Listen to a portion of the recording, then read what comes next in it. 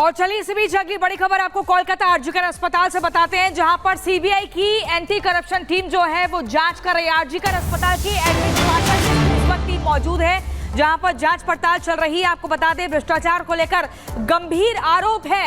इस अस्पताल को लेकर कहा जा रहा है कि जो बर्खास्त प्रिंसिपल संदीप घोष है अब वो कटघरे में आ चुके हैं। उनके घर पर भी सीबीआई की टीम पहुंची है। संदीप घोष के करीबी देवाशीष के घर पर भी पहुंची और ऐसे में 15 वो ठिकाने चिन्हित किए गए हैं जहां पर एक एक करके सीबीआई की टीम पहुंची है, छापेमारी की गई है। लेकिन आरजीकर अस्पताल के एडमिन ब्लॉक की जांच चल रही है। और इस बीच चाहिए बात करते हैं सीबीआई का छापा, संदीप फरार। आपको बता दें संदीप घोष के घर पर सीबीआई की एक टीम पहुंची है और यह बताया जा रहा है कि वहां पर एंटी करप्शन केस को लेकर जांच तेज कर दी गई है। सीबीआई की टीम पहुंची है संदीप घोष के यहां। आरजी के मेडिकल कॉलेज करप्शन केस की जांच तेज हो गई है। संदीप घोष के घर पर सीबीआई की रेड पड़ी है। सीबीआई की एंटी करप्शन यूनिट घर में मौजूद है। आरजी के अस्पताल के पूर्व प्रिंसिपल संदीप घोष के घर पर छापा पड़ा है करप्शन केस में। कल सीबीआई ने संदीप घोष के खिलाफ दर्ज किया था केस और कोलकाता रेप मर्डर केस में संदीप घोष का कल पॉलीग्राफी टेस्ट भी हुआ था। लेकिन इसी बीच एक बड़ी जानकारी ये मिल रही है कि अब करप्शन केस में भी संदीप घोष का से पूछताछ होगी और आपको बता दें बड़ी मुश्किलें बढ़ सकती हैं। 3 तस्वीरें आप देख रहे हैं। देखिए 15 जगहों पर छापेमारी की जा रही है। आरजीकर अस्पताल की जांच चल रही है। संदीप घोष और उसके करीबियों के घर पर भी रेड पड़ रही है जिसमें देवाशीष का नाम मुख्य तौर पर आया है, जो कि आरजीकर अस्पताल की फॉरेंसिक टीम में काम करता था। उसी विभाग की जिम्मेदारी मिली हुई थी। ऐसे में माना जा रहा है कि मिली भगत है डॉक्टरों की, जिन्होंने मिलकर घोटाला किया है, भ्रष्टाचार किया है। तो एक तरफ कोलकाता रेप कांड में लगातार पूछताछ। हमारे साथ सीधे रुख करते हैं हमारे सहयोगी जतिन इस वक्त हमारे साथ जुड़ गए हैं। जतिन, 15 जगहों पर आप बता रहे थे कि रेड का सिलसिला बना हुआ है। संदीप घोष कहां है? एक तरफ कोलकाता रेप कांड जिसमें पॉलीग्राफी टेस्ट भी हुआ और अब करप्शन केस भी। आज बिल्कुल देखिए, सबसे पहले बता दें ये दोनों अलग अलग मामले हैं। कोलकाता रेप और मर्डर मामले में कल पॉलीग्राफी टेस्ट संदीप घोष का कंडक्ट कराया गया, लेकिन कल शाम को ही सीबीआई ने करप्शन को लेकर संदीप घोष के खिलाफ मुकदमा दर्ज किया था। तमाम डॉक्यूमेंट्स एसआईटी ने सीबीआई को सौंपे थे। उस केस में आज रेड जो है वो चल रही है। घर आप देख रहे हैं मेरे पीछे, ये संदीप घोष का घर है। सुबह टीम यहाँ पर पहुंची थी। ये भी जानकारी मिल रही है कि तकरीबन 1 घंटे तक टीम बाहर खड़ी रही, किसी ने दरवाजा नहीं खोला। 1 घंटे बाद जब दरवाजा खुला तो सीबीआई की जो टीम है अब इस घर के अंदर दाखिल हुई है और तमाम दस्तावेजों को अब इस घर में खंगाला जा रहा है। 15 लोकेशन है कोलकाता में जहां पर सीबीआई की टीम इस समय मौजूद है। अलग अलग ऑफिसर्स हैं। ये वो लोग हैं जो कि आरजीकर मेडिकल कॉलेज के एडमिनिस्ट्रेशन से जुड़े हुए लोग हैं। एक टीम आरजीकर मेडिकल कॉलेज में भी पहुंची हुई है। वहां पर जो एडमिन ब्लॉक है, जहां पर बतौर प्रिंसिपल इनका कमरा संदीप घोष का हुआ करता था, वहां की भी तलाशी जो है वो टीम ले रही है। लेकिन घर की भी आपको तस्वीरें दिखाऊं तो आप देखेंगे तकरीबन 3 मंजिला ये संदीप घोष का घर है। करप्शन के इनके ऊपर चार्जेस लगे हैं। एक तरीके से वीआईपी इलाका इसको बोला जाता है जहां पर ये घर बना हुआ है। सीसीटीवी आप देख लेंगे कि घर के आसपास आपको सीसीटीवी कैमरे भी नजर आ जाएंगे। लेकिन जो करप्शन के चार्जेस लगे हैं वो भी मैं आपको जल्दी से बता देता हूं कि किस तरीके से आरोप लगे। 2021 से ये आरोप लगने का जो सिलसिला है वो शुरू हुआ। संदीप घोष 2021 में बतौर प्रिंसिपल आरजीकर मेडिकल कॉलेज में आते हैं और उसके बाद से तमाम एक नेक्सस चलाने का आरोप उनके ऊपर लग रहा है। बच्चों को कैसे फेल किया जाता था, उसके पास कराने की एवज में पैसे वसूले जाते थे। लेकिन उसके अलावा कॉलेज के अंदर जो कैफेटेरिया है उसका टेंडर देने को लेकर जो एसओपी फॉलो नहीं की गई, उसके चार्जेस जो इनके ऊपर लगे। बायोमेट्रिक वेस्ट है उसको लेकर बांग्लादेश तक जो मीडिएटर है उनको वो जो वेस्ट है वो बेचा जाता था, उसको लेकर चार्जेस लगे हैं। डेड बॉडी को कैसे प्राइवेट कॉलेजेस में तस्करी की जाती थी, जो लवारिस डेड बॉडीज मिलती थी उनके जो चार्जेस है इनके ऊपर लगे। तो इसी तरीके से एक लंबी फहरिस्त है। इसी को देखते हुए वेस्ट बंगाल गवर्नमेंट ने एसआईटी फॉर्म की थी। इस इंसिडेंट के बाद ये एसआईटी को फॉर्म किया गया था, लेकिन कोलकाता हाईकोर्ट ने इस पूरे मामले की जांच जो है वो सीबीआई को सौंप दी है। सीबीआई ने कल सारे डॉक्यूमेंट्स टेक ओवर किए, उन डॉक्यूमेंट्स को एनालाइज किया गया और उसके बाद शाम होते होते एफआईआर दर्ज की गई और सुबह होते ही सीबीआई की टीम यहां पर पहुंची है। तस्वीरें एक बार फिर से दिखा दूं, संदीप घोष के घर की तस्वीरें। इसी तरीके की जो रेड है वो संदीप घोष के जो नजदीकी माने जाते हैं देवाशीष, उनके घर पर भी चल रही है और साथ ही 15 ऐसी लोकेशन है। तस्वीरें भी आप देखेंगे कि सेंट्रल फोर्स यहां पर घर के बाहर मौजूद है। कोलकाता लोकल पुलिस यहां पर मौजूद है, क्योंकि सीबीआई जो भी इंक्वायरी कर रही है वो सेंट्रल प्रोटेक्शन के साथ कर रही है। जहां पर भी रेड करती है सेंट्रल फोर्स उनके साथ पहुंचती है। आपको बता दूं कि देवाशीष के घर पर भी जो रेड चल रही है वो संदीप घोष का बेहद करीबी माना जाता है। दोनों का जो नेक्सस है वो अस्पताल के अंदर चलता है, इस तरीके के एलिगेशंस लगते हैं। देवाशीष वो प्लेयर है जो कि अस्पताल के अंदर इक्विपमेंट्स मंगाए जाते थे, वो देवाशीष के थ्रू जो है वो मंगाए जाते थे। तो कहीं ना कहीं देवाशीष क्या जानता है, उसके घर से क्या डॉक्यूमेंट्स निकलेंगे, यही कारण है कि सीबीआई की टीम अलग अलग जगहों पर इस तरीके से रेड कर रही है। ये भी जानकारी मिल रही है कि हावड़ा में एडमिनिस्ट्रेशन, आरजीकर अस्पताल के एडमिनिस्ट्रेशन से जुड़े कुछ डॉक्टर्स का घर है, वहां पर भी सीबीआई की टीम जो है वो पहुंची है। और सबसे हैरान कर देने वाली बात यह है कि सारी लोकेशंस पर एक ही टाइम पर सीबीआई पहुंची है ताकि ये लोग आपस में किसी भी तरीके का कम्युनिकेशन जो है वो जतिन, आप लगातार ग्राउंड जीरो से एक तस्वीर दिखा रहे हैं, पूरी कड़ियों को बता रहे हैं कि कैसे सीबीआई की टीम दो अलग अलग मामलों को देख रही है। पॉलीग्राफ वाला मामला पूरा अलग है और ये भ्रष्टाचार से जुड़े हुए जो सबूत मिले हैं वो भी एक अलग है। जितने भी लोग जुड़े हुए थे बर्खास्त प्रिंसिपल संदीप घोष से, उनके ठिकानों पर सीबीआई की टीम पहुंच रही है, छापेमारी कर रही है। जतिन, आपका बहुत शुक्रिया हमारे साथ जुड़ने के लिए। पेंशन के लिए जो क्वालिफाइंग एज रहे, क्वालिफाइंग सर्विस रहेगी वो रहेगी 25 ईयर। मोदी सरकार ने एनपीएस में किया सुधार, यूपीएस के फायदे 1000। नई पेंशन योजना, सरकारी कर्मचारियों को क्या क्या मिलेगा? मोदी सरकार ने तोहफा दिया, खिल उठा सरकारी कर्मचारियों का चेहरा। 24 अगस्त की शाम सरकारी कर्मचारियों के लिए खुशखबरी लेकर आई। एनपीएस के विरोध और ओपीएस की बढ़ती मांग के बीच यूपीएस यानी यूनिफाइड पेंशन योजना को मोदी कैबिनेट ने मंजूरी दे दी है, जो कि 1 अप्रैल 2025 से लागू होगी। केंद्रीय कैबिनेट की बैठक में इसको लेकर आम सहमति बनी।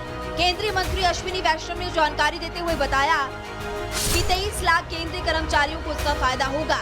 नई पेंशन स्कीम के तहत कर्मचारियों को 25 साल नौकरी करने पर पूरी पेंशन मिलेगी।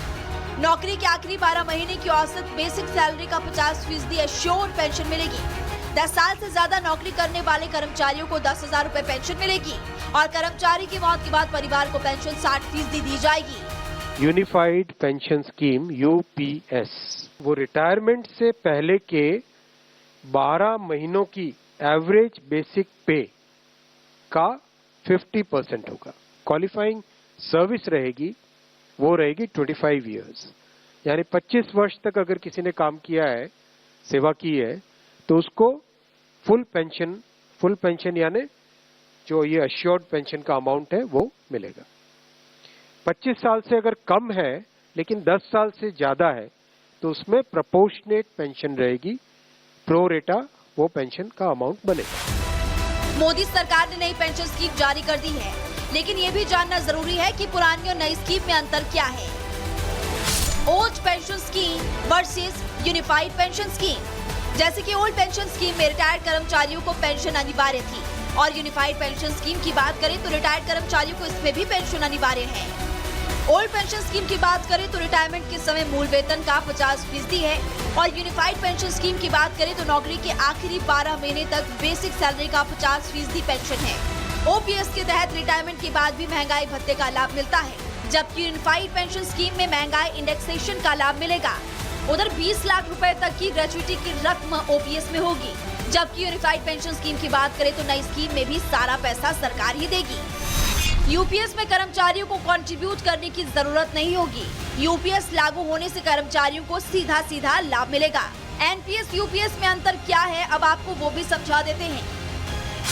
यूपीएस में सरकार की 18% भागीदारी होगी और न्यू पेंशन स्कीम में कर्मचारी को 10% दिया करते थे। बेसिक सैलरी का 18.5% हिस्सा सरकार यूपीएस के तहत देगी, जबकि एनपीएस में सरकार की भागीदारी सिर्फ 14% तक थी। हालांकि सरकार का कंट्रीब्यूशन बढ़ने से सरकार पर 6,250 करोड़ रुपए का अतिरिक्त भार पड़ेगा, लेकिन ये कर्मचारियों के लिए एक बड़ी राहत लेकर आएगा। कर्मचारियों पर इस स्कीम का भार नहीं पड़ेगा। आज एम्प्लॉइज 10% कंट्रीब्यूट करते हैं और आपको जानकारी होगी कि 10 वर्ष पहले तक सरकार भी 10% कंट्रीब्यूट करती थी, यानी 10+10 टोटल कंट्रीब्यूशन होता था। लेकिन मोदी जी ने 2019 में इस 10% कंट्रीब्यूशन को बढ़ा के 14% किया था। जो केंद्र सरकार का कंट्रीब्यूशन है उसको बढ़ा के 14% किया था। That itself was a very big contribution, big jump in the amount of contribution. अब वो कंट्रीब्यूशन बढ़ के 18.5% हो जाएगा। वो कंट्रीब्यूशन बढ़ के 18.5%। वही सरकारी कर्मचारियों को यूपीएस की नई सौगात देते हुए केंद्रीय मंत्री अश्विनी वैष्णव ने विपक्ष पर करारा हमला बोला। कहा विपक्ष सिर्फ ओल्ड पेंशन स्कीम पर राजनीति करता है, उसे कर्मचारियों के हित से कोई भी मतलब नहीं है।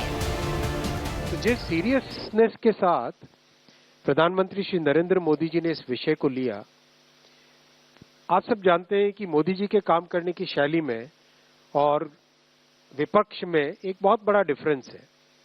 विपक्ष में केवल एक मुद्दा रख देना, केवल एक घोषणा कर देना, कुछ अनाउंसमेंट्स कर देना, वो उनकी शैली है।